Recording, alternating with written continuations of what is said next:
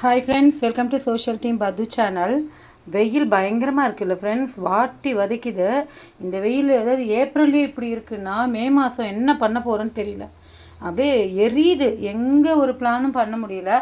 வழிநடுகில் இந்த கடைகள் தான் இருக்குது, பார்க்குறீங்களா? உங்கள் ஏரியாலும் இப்படி தான் இருக்கா? தர்பூஷ் கடை, அப்புறம் இந்த கிர்னி பழம் 10 அடிக்கு ஒரு கடை இருக்குது ஃப்ரெண்ட்ஸ். கிர்னி பழம் வந்து கேஜி கணக்கில் தான் கொடுக்குறாங்க. உங்கள் ஏரியாலாம் எப்படி? இதுவும் கேஜி கணக்கில் தான் கொடுக்குறாங்க. கிலோ 10 ரூபான்னு சொல்கிறாங்க. இது வந்து பார்த்திங்கன்னா ஒரு 4.5 கிலோ இருக்குது ஃப்ரெண்ட்ஸ். அப்புறம் பேசி வந்துச்சு 40 ரூபான்னு வாங்கினேன். இது வந்து பார்த்திங்கன்னா 4 கிலோ 100 ரூபான்னு சொன்னாங்க. ஒரு 5 பழம் நின்றுது. 4 கிலோ 100 ரூபாய்க்கு 5 பழம் நின்றுது. ஒரு பழம் வந்து கொஞ்சம் வண்டியில் வச்சுட்டு வந்ததுனால இதுவாகிடுச்சு, உடஞ்சிடுச்சு. நல்ல கனிஞ்ச பழம். அவ்வளோதான் ஃப்ரெண்ட்ஸ்.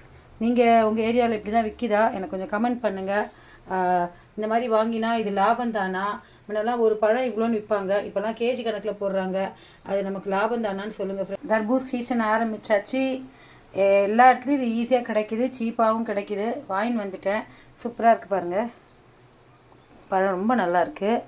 இதெல்லாம் பெருசு பெருசாக இருக்கும் இல்லைங்களா? இப்போ அந்த மாதிரி இல்லை. பாருங்கள், இதெல்லாம் தூரம் போடாதீங்க. என்ன பார்த்தீங்களா இந்த சீடு? இது அப்படியே நீங்கள் என்ன பண்ணுங்கன்னா உணர்த்திருங்க வெயிலில். இதை அப்படியே ஃபில்ட்ரு பண்ணிவிட்டு உணர்த்திட்டிங்கன்னு வச்சுக்கோங்களேன், இது நம்ம நல்ல பருப்பாக இதை யூஸ் பண்ணிக்கலாம். போட்டால் செடி வளருமா வளராதெல்லாம் எனக்கு தெரியாது. முந்திரி திராட்சை இதெல்லாம் நம்ம பண்ணுறோம்ல, அந்த மாதிரி இதை நம்ம வந்து காய வச்சிட்ட பிறகு சாப்பிட்லாம். ஸோ இப்போ இதுதான் நான் எடுத்து வச்சுருக்கேன். இது போட்டால் விதை வருமா வராதா கமெண்ட் பண்ணி சொல்லுங்கள் ஃப்ரெண்ட்ஸ். இவரை தான் வெட்ட போகிறேன் நான். இது எப்படி இருக்குன்னு தெரியல ஃப்ரெண்ட்ஸ். 2 பழத்தை நறுக்கிட்டேன் ஃப்ரெண்ட்ஸ். பார்த்தீங்களா? இதை பவுலாக கூட யூஸ் பண்ணிக்கோங்க. குட்டீஸ்க்கு வந்து இதுலேயே போட்டு கொடுங்க பாருங்கள்.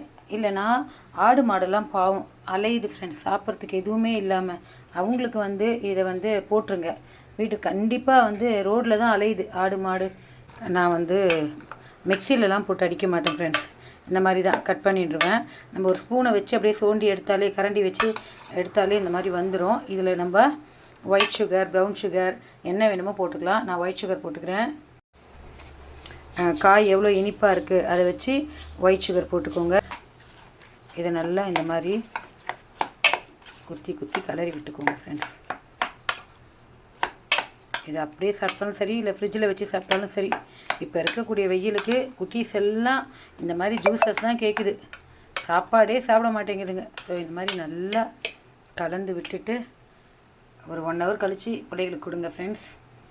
கொஞ்சம் ஒயிட் சுகரு, நாட்டு சக்கரை, கொஞ்சமாக ஏலக்காய் இப்போ கலந்து வைங்க.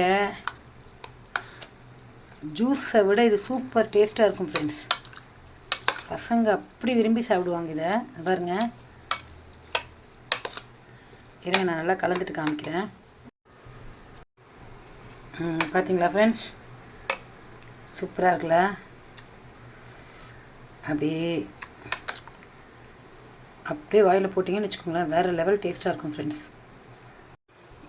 தர்பூஷணியை வெட்டிட்டேன். இருங்க இதை எடுக்கிறேன். நிறைய நியூஸ்லலாம் போடுறாங்க கலரிங்க அப்படி இப்படின்னு, தெரில ஃப்ரெண்ட்ஸ்.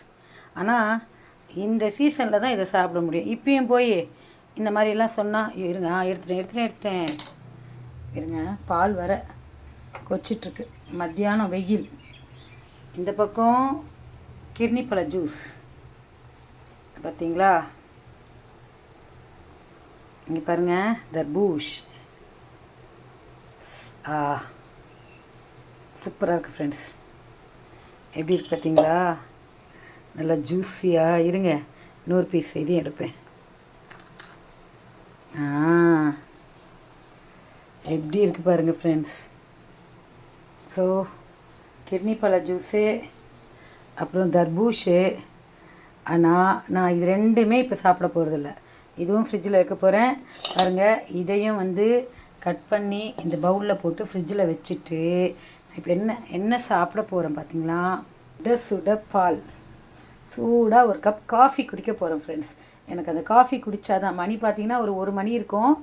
பாபா கோயில் போயிட்டு வியாழக்கிழமை பாபாவை பார்த்துட்டு இப்போ வந்து ஒரு கப் காஃபி குடிக்க போகிறேன். பாபா கோயிலே கொஞ்சம் பிரசாதம் சாப்பிட்டுட்டேன், அதனால காஃபி தான் இப்போ எனக்கு. 1 மணிக்கு நீங்கள் காஃபி குடிப்பீங்களா? மத்தியானம் 1 மணிக்கு, அதுவும் ஏப்ரல் மாதம் வெயிலில் நான் குடிப்பேன் ஃப்ரெண்ட்ஸ். தர்பூஷணி, அதுக்கப்புறம் வந்து கிர்னி பழம், இது ரெண்டுத்தையும் அப்படியே கொண்டு போய் நான் ஃப்ரிட்ஜில் வச்சுருவேன்.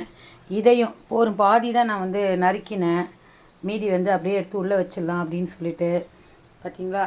ஸோ இந்த தர்பூஷணி தோலில் கூட நான் சூப்பரான ரெசிபி போட்டிருக்கேன் ஃப்ரெண்ட்ஸ். நான் இந்த கமெண்ட் பாக்ஸில் அதை வந்து நான் கொடுக்குறேன் பாருங்கள். இதை வந்து